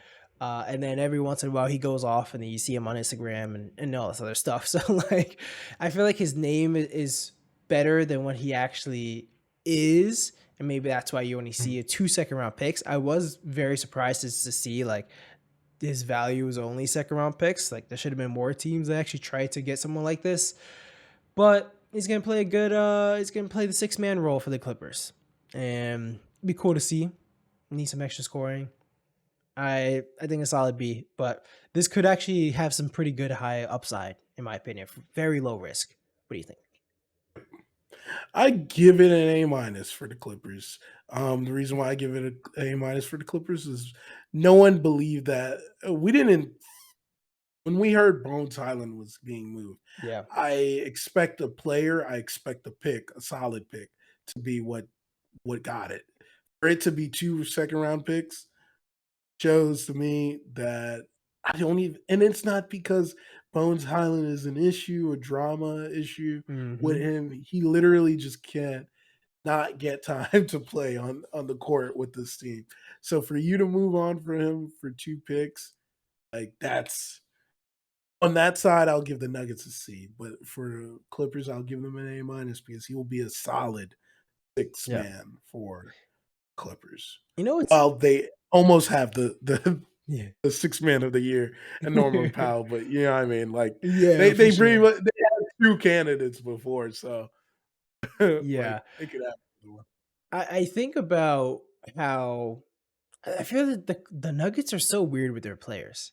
You had someone like Bol Bol, where could not get just any minutes of playing time with this team or anything like that. Yet somehow they're always looking for just a backup center and all, and all this. And then like they pick up DeMarcus Cousins and all this other DeAndre Jordan that they pick up and like you don't give any minutes to Bol Bol the entire time. And then it's kind of weird. Like whenever you see Bol Bol actually playing, you play like 4 minutes and you get like 12 points in 4 minutes and all this stuff. Now, then he looks really good now in Orlando. Now that he has some time. Someone like Bones Highland, where we see he has a lot of talent and everything, but as like we're saying, can't really get a lot of minutes. And it's like, why? why? Why can't they do any of this? And then they give up on these guys way too early, in my opinion. I think it's because Mike Malone has pretty tight rotations, and once he's decided, it almost feels like once he's decided, that's it. Yeah, Like there's no change in this type of situation. So they do have a lot of players. They've always been yeah, the type of team where they've had a rotation of guys that just are solid. Bringing in, it's sad because they brought in a guy like Bruce Brown over the summer that honestly they didn't really need, but he fits in well, and now it's displaced Bones, right? In the rotation. So like yeah. yeah, I agree. Like you said with the bowl situation, that this is constantly an issue for them. And Mike Malone is he's just a guy with like the principles of like once I've made my rotation, I've made my rotations. Yeah, You know, I see a lot of comparison with someone like Tom Tibbs. Thibodeau, yeah, with I knew with it was coming. With the Knicks and everything. Especially just like with those type of coaches, they really value someone that's consistent. Like someone that you know, I'm gonna put you on the floor and I know exactly what I'm getting from you. Like, all right, I'll put you in, you're gonna play, 15 minutes. I can count on you to get 8 points. Like they value that more than someone like Bones who play him 15 minutes. Some nights he's gonna have 2 points. Some nights he's gonna have 20, and that's where it's a little tough. I agree. All right, as we go on to rapid fire Yeah, now. now this is actually rapid Um fire. and Rockets perform trade Hughes, I said Grayson, Garrison Matthews, Bruno Fernando. The Rockets will receive Justin Holiday, Frank Kaminsky, and 2 second-round picks. Do you even want to grade it, or we could just keep No, going? this is a whole lot of nothing. I mean, Upper in Shangoon is gonna have Frank the Tank being able to learn from a little bit moves there. Not really, but but yeah, this is a whole nothing trade. Next trade, Lakers Magic. This is definitely Hmm. an okay trade. Mo Bamba is moving on to the Lakers. Bev is heading over to the Magic. Anything you think about the fit for both of these guys, rather than grades? Yep. Guys, what do you think? Anything? I like Mo Bamba. I feel like he's someone that talent wise has a lot of talent, but he's just kind of like too passive and he doesn't really assert himself enough that he hasn't reached his potential. Replaces Thomas Bryant. So there you go. You get your backup minute center guy. And then for the Magic, Patrick Beverly, I think it's already said he's not going to play and he's expecting a buyout and he wants to go back to Minnesota now. So like Patrick Beverly is one of the most interesting just players out there. And these last couple weeks, especially with the Lakers, all his antics and pulling out the camera and this and that, like he's a weird guy. So what do you think?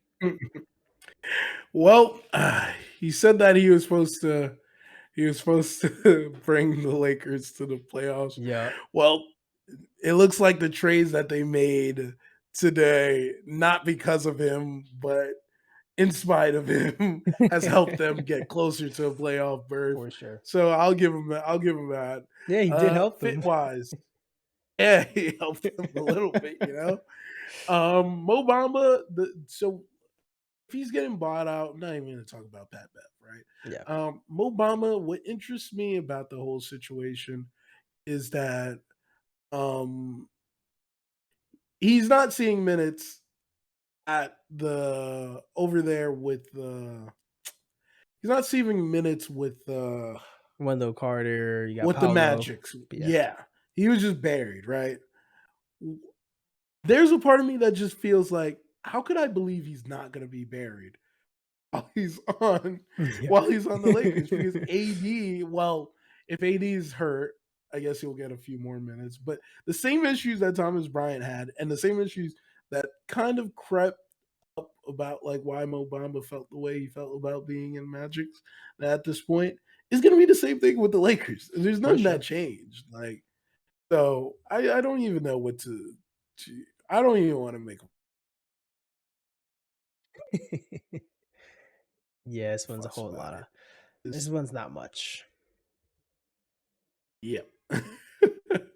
You know what? I'm going to package both of them because they are both from the same Mhm. team. Is so the Clippers look to add on to their bench depth by adding players such as Mason Plumlee and also adding Eric Gordon. So the Clippers receive Mason Plumlee, and um, move away from Reggie Jackson. While in the Eric Gordon trade, they will be receiving Eric Gordon, 3 second-round picks. The Rockets will be receiving Danny Green. Wow, that's crazy. Mhm. Danny Green, John Wall, and a first-round pick swap with the Clippers. And then the Grizzlies will be receiving Luke Kennard. You know what? I will say this, Brian. We're not going to harp on it too hard, Yep. but I think the sneaky part of this trade is the Grizzlies getting Luke Kennard. He's a decent shooter, Mhm. adds to the depth that they will have. Danny Green being moved, that's a non-starter. He hasn't played like all season. Pretty much a guy that I think is going to retire at the end of the Yeah. season. So He's gonna retire a Rocket probably. That'll be a pretty sad end for him. I just find this so funny that John Wall made it back to the Rockets and like what a disaster situation there. Um the Clippers, man. The Clippers they've made some solid moves. I still am not 100% sure if I want to say like, yo, this is actually gonna make them. I just puts them to the top of my list. They're still, especially with the competition now with KD and Kyrie going to the West. I might still have the Clippers like fourth or fifth on my rankings. Really like Eric Gordon, fits in great, does what exactly you need. Mason Plumlee, backup center, gonna back up Zubac, and like he, yeah, not much to say there. I think Reggie Jackson's getting bought out. I believe. I think I saw that. Mm, Even if he's not, what he's gonna play behind Lamelo and Terry Rozier. That's nothing. mm. I feel like the Clippers could have traded Reggie Jackson. Such a like this is 3 When his years late. value was Yeah, higher, right? exactly. I feel like his value was very high a couple years ago. And maybe even last season, I think it was like a little bit, and now it's just absolute nothing. Um, yeah, I like Luke Kennard. I feel like it's so interesting with a guy like Landry Shaman and Luke Kennard. I feel like those guys, they have like one or two, or they have a couple months where they're actually shooting really well, and then they just like stink for months and months and months, and then they come back and it's pretty tough. So hopefully, if the Grizzlies get Luke Kennard that we saw like a year or two ago when he was going off, then this is fantastic. Maybe this is also could be just be a nothing. Um, yeah, I feel like there's so many guys like a Duncan Robinson and like like I said, Landry Shaman. There's a bunch of those guys, but it could actually help them out. All right, heading to the Yeah, last two trades of the deadline. Devion, Devontae. Devontae, not Devi, not Devion. Devontae Graham is heading to the Spurs and 4 second-round picks, and the Pelicans will be getting Josh Richardson. Um, Ryan, anything, It's anything you feel? it's just a nice it's a nicer upgrade than Devontae Graham. I don't know. I don't know why the Pelicans ever even signed Devontae Graham in the first place. That those few good years with the well, that one good year with the They are Hornets, man. one good. One good That's year with the Hornets will make you feel like you're in heaven, man. he Like we've fleeced. seen it happen year after year, man. Yep. Seeing those point guards on the Hornets, they sure know how to trick you, They man. really do. luckily nobody, luckily nobody went and did that Terry Rozier trade, you know? Oh my Would have gosh. got would have realized quick. It would have been disaster. Do you have any thoughts on it? Uh, honestly, just rip to him. He's going to the Spurs. Like that's Going to his, yeah. about going to obscurity.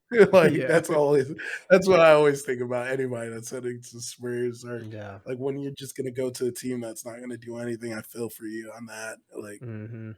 but yeah.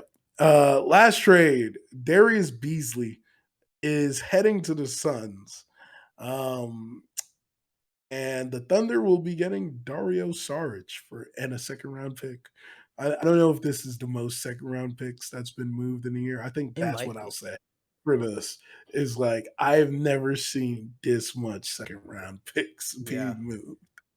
You know it's what I find interesting about the second round pick is very often you see like, oh, you can buy second round picks for like $1 or $2 million, which is not much for these NBA teams and these owners and all this. But yet sometimes like maybe 1, 2, 3 second round picks really pushes the you know the trade actually forward and it actually gets trades done if you just throw those second round picks in there. So it's I never really understand the value of second round picks because every once in a while I feel like they're scratch offs. They're not necessarily a lottery ticket, but they're scratch offs. Every once in a while, you might find like, you got a $5 scratch off and maybe made $100 off of it. Every once in a while, you get that, but most of the time, you're it's a dud. No, I so that's why you have to know as an evaluator, Yeah, are you good at finding draft picks at that point, for right? sure. So if you're not, then why are you stockpiling these type of picks? Like Hmm. that's why in the same time, as much as I am strongly against Sean Marks. I do also know the guy is a great value finder in later parts of the It's draft. The true. fact that he's been able to think about the guys that he's found in second Yeah, rounds and late first round is Nick Claxton is someone we're talking about defensive player of the year. Um, Jared Allen is someone that people argue, well, is he better than Nick Claxton, right? Like, and he's in conversation as one of the best centers in the league. Um, obviously, Caris LeVert's not the same thing that he was, but but like still, there's a lot of guys that he's found in these later stages when he was given the opportunity to draft them. And some of them, of course, there's going to be people you fall on that are duds, but like I would love to see what he would be able to do with a tweener pick in that sense, or if he would move up in the tweener pick if he got the opportunity. But um, second round picks. yeah. That's the theme of the trade deadline. That's it, Brian. Who is your winner loser of the trade deadline? So I think one of the winners, Clippers. I think they significantly got better. Like they needed more help, and so they're making a run at it. Are they still going to win? Are they going to win it all? I would not have my money on them. Another winner, I think the Suns. Pretty clear. Kevin Durant's been the golden child, or the golden goose egg, or whatever you want to call it. What everyone wants in the league, and they got it, and it's not too bad. Pretty good for them. What do you think? Who do you have as at least a winner right now? Yeah, so on the winner perspective, I agree with you 100%. It is the Nets. I said the Nets. I It was is the like, Suns. what? It is the Suns. I will give them the winner of PS. Once you get a guy like you mentioned of that caliber onto your team, you pretty much know what you expect. Yeah. Even if you don't meet expectations, you know what his mindset is and what his expectations are. So that makes it a lot easier to essentially know what you're going to get out of them, right? Out of in this situation. So I give that to them. The second winner of the trade deadline, sneaky. Like I said this about them a couple weeks ago. I think I said it last week. Is like it's usually those trades in between the margins that wind up helping you win a championship. And as much as I want to give the Lakers one or two, I think I'm going to give it to someone else. I'm Okay. actually going to give it to the Bucks. I'm going to give the Oh, Bucks for them to be able to move. Let's be honest, quintessentially, these picks mean nothing when you have yeah. Giannis on your team, right? Yeah. Like so like it's not like you're burning draft capital that is going to affect you. Um, in the near future. So for them to turn around some of these picks to get a guy like Jay Crowder to add to their team, he is exactly what you got when you won the championship. And PJ Tucker, obviously he sat out half a season, but he's also younger. But granted, didn't PJ Tucker sit out half the season He that year did. too? He did. Oh my Yeah. God. He's Yeah. they're lying to do the same exact thing. Like, so those are my winners. I I They're think about we to win the have to. championship. It's I think crazy. that's we'll see what happens to see how he fits in there. But um, I think we do have to mention the Lakers as winners. It's honestly kind of shocking and baffling to me how you can go from Westbrook, Patrick Beverly, and a bunch of bums. I'm sorry to say it, but a bunch of bums. Some guys that will be your 14th and 15th ranked man on your bench and all that, to actually getting like really solid pieces. Like, if you told me this was their roster coming into the season, I'd have a little bit more faith in the Lakers. D'Angelo Russell, really solid. Jared Vanderbilt, Malik Beasley. Like, these are guys that at least before all this craziness happened in the trade deadline, these were like the hottest names that people were talking about. They're like, oh, okay, these are the guys that are available and it'll cost you a little bit. And I feel like they threw out all their garbage and somehow recycled that to being some solid pieces. And all they really, the biggest thing they gave up was a Wind up top four, or the one pick. wind up wind up becoming winners because people are overvaluing Yeah. some of these parts, and then they realize, well, we had to move them. Like, so Yeah. they benefited. So I agree. I Yeah. agree. Are you ready Any for your losers? Yeah, yeah. I think the first loser I'm gonna have Chicago Bulls. What, they didn't make a trade. What are they doing? What, this team is in literally just in straight the actually like the worst part of no man's land. I feel like there's a decent amount of teams in no man's land. The Bulls are like the quintessential definition of no man's land. You have Lonzo Ball, who knows if he's even gonna play another basketball game. This guy's knees are in the worst shape possible. You had Caruso, who a lot of people actually wanted to get, and you could have potentially traded for. You could have got some pretty decent assets for Zach LaVine or DeMar DeRozan. I feel like he kind of had to trade one of those guys. It's just been so ugly over there. This team is not winning anything. You'll be lucky if you actually win a playoff play in game. It's they could have done something. If there's a time to sell, I feel like it would have been now. They have no draft assets or anything. I just don't understand, for a team that went all in, completely failed, is not blowing it up and trying to recoup some assets. But what do you have or who do you have as a loser? Um, no, I like that loser. They are they are, as you said, in clearly no man's land. And one thing you should always, I think, is just something in life, but I think it's something that's important in the NBA as well, is to be able to hold the mirror to yourself and be able to say you are what you are and understand what you are, right? Like, there's the saying of Bill Parcells of, like, you are what your schedule says you are, right? Like, your record Mm-hmm. says you are. It's clear. It's clear. This is not working.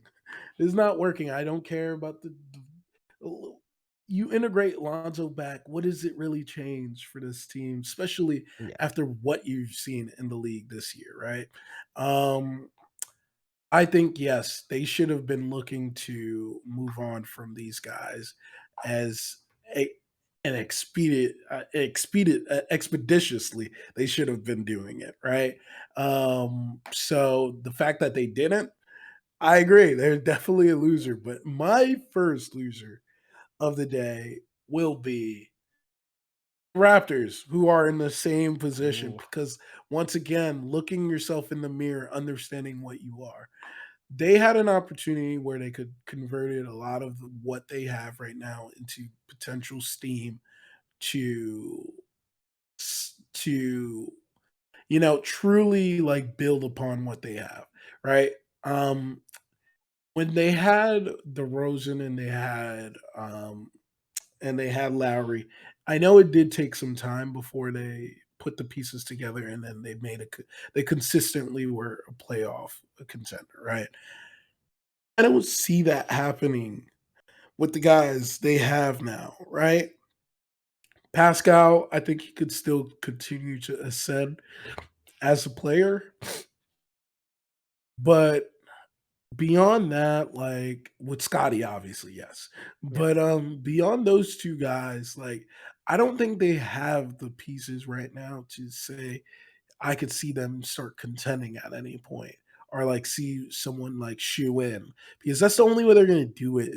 We got to start looking at the league and being real. There's certain places no one ever, like, just signs as a star as a free agent too. And this is one of those places. It's hard for someone to expect Raptors to sign someone outright, a superstar, to Toronto. It could happen. We've seen it happen. Like the Mhm. Nets were definitely one of those teams you never thought would happen. So it happened, right? But I'm just thinking like they should have been active. They should have been thinking about like how could we bolster this team, and if anything, think about how we're going to build a team centered around Pascal and Scotty, so that we get the most out of this period. It feels a little bit like Danny Ainge with the Celtics. So of course, not what Danny Ainge has recently gotten, but like Masai is kind of doing the I won't trade these guys unless I'm fleecing you, essentially. And that's what Mm. it kind of seems like, just because exactly you're mentioning, this kind of felt like the time to probably blow it up for a lot of these guys. And now they're just, I don't know. I feel like you had to make a direction right now. Your team is not performing well at all. And are you trying to win in the season? Are you trying to become the sixth seed, the fifth seed, or are you going to try to lose some games? Because I really just don't know what they're trying to do, and they don't look great. So maybe Jacoperto actually changes that. One guy that I had, or not, yeah, not an actual team. Well, you could probably add the team, but I wanted to touch on Cal Lowry. Oh, I feel like beforehand he has to be a loser, just because yeah, beforehand the last couple of days all I do is just see how much reports are that he are determined to get rid of Kyle Lowry and find them a new home and this and that, and he's not happy with his role. That's a guy that needs to change the scenery because he's been god awful over there, and yet absolutely nothing. Kyle Lowry is still in the Miami Heat. I'm sure no one wanted him. I feel like he's one of the most impossible players to actually trade right now. But he's a loser in my mind. It's not working in Miami for Kyle Lowry. I agree. There was the reports of him not seeing eye to eye Yeah. with Miami. So like, I don't know what they're gonna do. They probably buy him out. It's not really Miami's mo to typically do that. Yeah. So I wonder if they're going to consider it. But I think they should. And then they could make another mistake by adding Russell Westbrook Yeah. if he's bought out.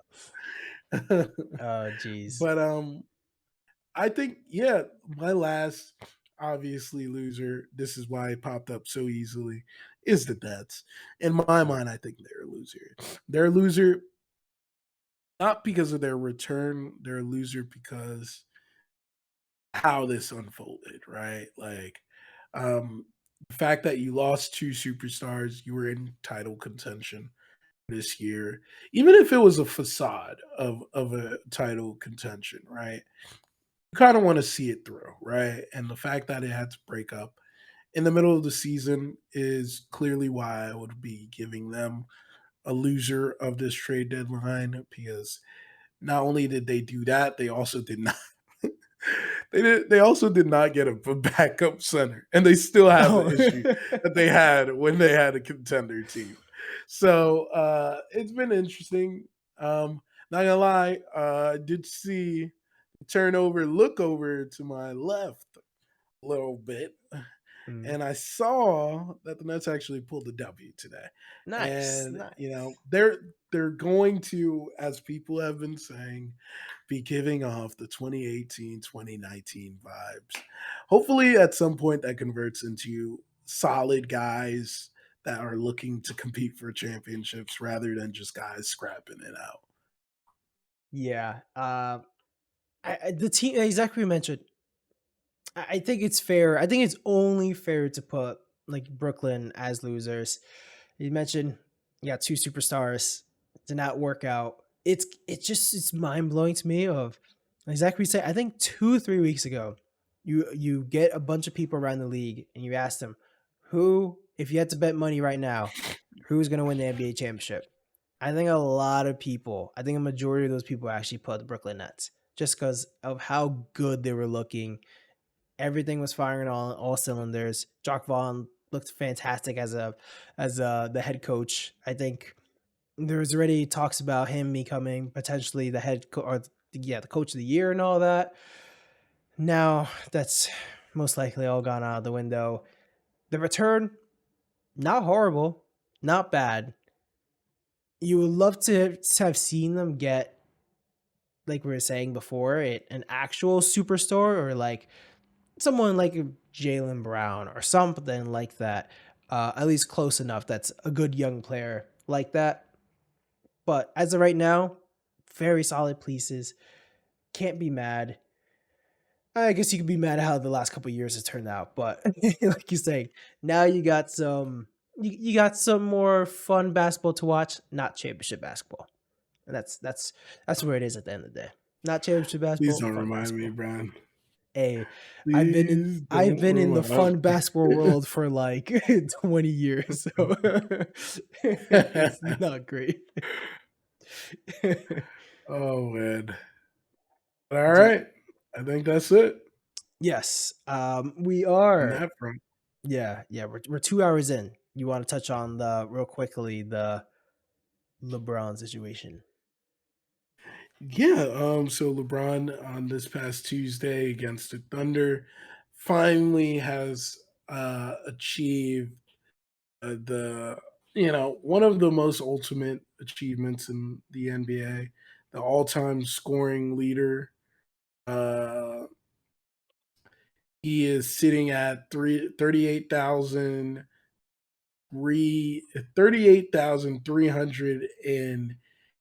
38,390 points and counting, right? Mhm. Um, Obviously, he was very proud of this moment. The NBA acknowledged it, and know, um, they gave him his accolades. They gave him a received celebration. If there's anything that I would say that was kind of funny about it, is that they stopped the game in the Yeah. middle Yep. of it to do It it, which was kind of weird because like you think is. of any sport, like if you break a record like that, they're not doing that. Like they're gonna wait Mhm. till the timeout or something. But I understand it's definitely an achievement that he should be honored for and celebrated. So I agree. Um, I think what I wanted to speak about on it and wanted to ask you a question about it is as he continues to solidify himself all of these accolades. It's the ultimate question, Brian. I Mhm. gotta ask it again. We gotta ask it again. What more? What more must this man do to be the GOAT? Is he already the GOAT? How do you feel about that thought process? Like, do you think that this is even something we should be talking about? Ah, it's so tough. I don't know, cause like I think even before all this, I've always just been like, nah, it's MJ. Like I think Mm, there's more than just, and I'm gonna still stick with that. I don't think LeBron's the GOAT or anything. I don't know if he really can do anything that's gonna change my mind in that sense. I mean, if he wins this year, then I would probably say that. I just don't really see that actually ever happening. Um, mm. I think it's more just, so one, like LeBron, man, one of the most just dominant players of all time. It's crazy to me. This man is 38 years old and he's still putting up 30. He's averaging 30 points a game. Like that is absolutely insane. He's like realistically gotten better like as he's aged and all that other stuff. Like typically where people are in their prime, he's gotten better past that point. The guy is doesn't seem human. After hearing, all the coincidences of what was it like, I think you sent the video in our Instagram chat. 38. Yeah, for all the listeners. Do you actually remember all the the numbers and everything there? Yeah, so the number 38 comes up a lot in this whole Mhm. scenario where it's 38 twice in the number that he's gotten to. He's 38 years old It's essentially been 38 years since Kareem passed that record. And I think there was one more 38, but I think Yeah. those are all the 38s. But Yeah, like that's he needed that's a 38 to score very in that big game. Yeah. coincidence. Yeah, like He it there's needed 30. Yes, he needed Mhm. 38 to pass the record in that game. It's a little crazy. It seems a little like, I don't know, fate esque. If you ever see like a fate kind of thing happen, this is probably one of those scenarios that's just like too many coincidences. It definitely is pretty crazy. LeBron, something like in a lab. The reason why I always put though like Jordan above is more just the amount of kind of like mindset stuff of like how you see, especially like you see the documentaries even going back now and all that kind of stuff. Like I don't know. There's a vibe, or I don't know how else to say it. Like when you watch this guy, like, oh, that guy is absolutely like the best guy on the court right now. And sometimes when I watch LeBron, I feel like I don't get that every single time. I feel like there's a lever that LeBron or button that LeBron pushes and he goes to the next level. But I feel like some of those other guys are like someone like MJ, who I always have him over LeBron, is just always at that next level constantly. And that's why I would say it, because of course they both have crazy accolades. But what do you think? Does this actually change your mind at all now that LeBron has this scoring record? No, I don't think it changed my mind at all. It just, it's good for conversation, right? Yeah. I honestly just think I'm leaning more and more to that. Stop talking about GOAT and just talk about like GOAT of the era is Yeah. the best way to think about it. Because like I hate when we compare orange and apples between these It's true. guys to be reasons why we feel one or the other is great at what they do, are better than the other because of that, right? The one thing that I will say why I do lean more towards MJ though is the longevity wasn't there for MJ the way that For sure. LeBron is.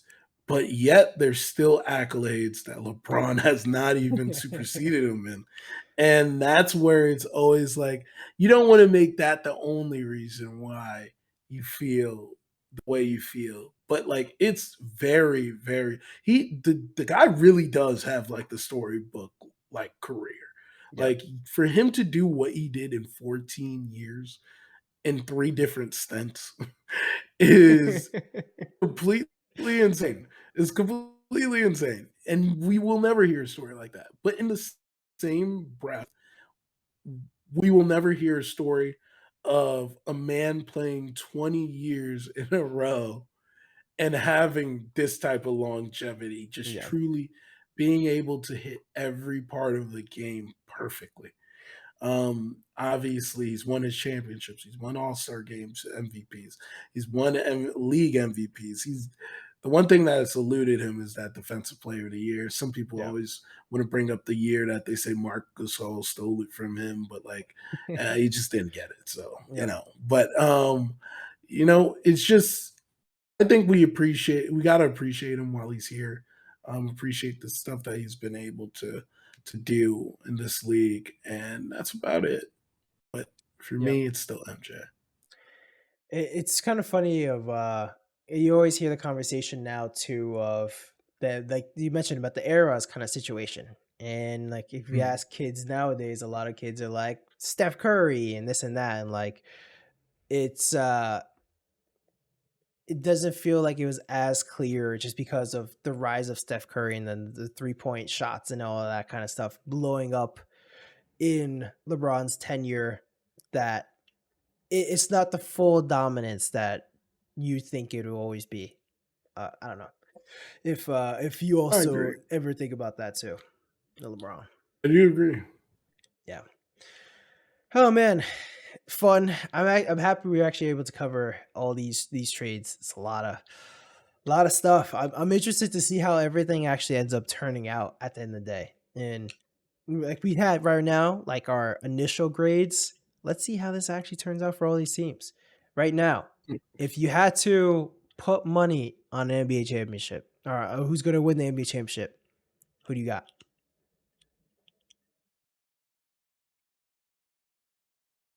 Celtics. I gotta still go with the Celtics at this point. Very well-rounded team, didn't really need to do anything. Their heads on right, unless if Giannis goes insane Mm, nuclear. Like I said, Jay Crowder allows for them to bolster that roster a little bit. If Giannis gets the right amount of nuclear during this playoffs, maybe them. Uh, I think I said it earlier in the year is I never really thought that it was going to be a Western team that won this year, and yeah. I'm going to stick with that, even with KD on the left side now. Um, I'm going to still stick with the that thought process. I think that's fair. And that's I think probably the Celtics would be the safest team to pick. I'm not. Feel like I have to see KD actually playing with the Suns, especially at full power, to really have a full It's like still great gauge. Yeah, to like really understand like how this team's gonna look. I don't think anything I see in Dallas is really gonna change my mind. Um, but I think I'd go with Milwaukee. I don't know. It's hard to I'd bet love against to Giannis. I'd love to see Dallas now just to see the to see him play against the Celtics in the finals and them be in his head again. But we shall see. We shall see. We For shall sure, see. for sure. Anything you want to say before we wrap it up? Is that there is a new king of petty in this league, and that man's name is Joe Tsai. You better know it now. If you got a star player and he decides he wants to be a little bit of a bag, just know you won't be getting a thank you IG post when you leave that team. That's what happens, Kyrie Irving. Oh, he didn't get a thank you IG post or He didn't anything. get a thank you. He didn't get a thank you IG post. He didn't. He didn't get to Wow. go to where he wanted to, and he didn't Yeah. get his money. Yeah, that's kind of crazy. Yeah, Joe Side not happy at all with Kyrie. Well, I'll leave it as this. There's a couple of people that are saying that they're seeing the scenario that played out in Brooklyn and they're making their decision. But honestly, if there's anything that shows that the Nets still are world class and some of the things that they do is the way how they handled the KD thing. They didn't let it leak. They didn't take too long. They Mm, didn't. I think there was better packages out there. I will say that. That's another reason why I wouldn't give him an A for it. Is yeah. I do think that there's other packages that could have made it better. I think there's other teams that could have added to this package to make this an even better trade. But the Nets decided they wanted to do right by Kevin Durant, keep it quiet, and do this in the middle of the night so that no one is pestering the Nets about, oh, we're gonna add this, we're gonna add that, we're gonna add this. And they got it done for him. So I think moral of the story, Kyrie, I love you, but just be more sensible, man. Be more sensible. Yeah, it is. That actually, I forgot about that point of seeing the reports that pretty much the Nets could have made this a bidding war for Kevin Durant and like made this really crazy, maybe got like a really insane package or something like that. But instead, made it decided, hey, Kevin Durant wants to go to the Suns, make the deal happen. Kind of Exactly. it is classy. I would be interested to see if there's any other team that would have gave you guys some crazy type of offer or anything like that. Funny because I thought that's what the Bucks said they were gonna do for Serge Buck. Send him to the Pacers. Yes, it's I'm sure that's where he wanted to be. yeah, for sure. All right. Well, this has been fun. This has been episode 49.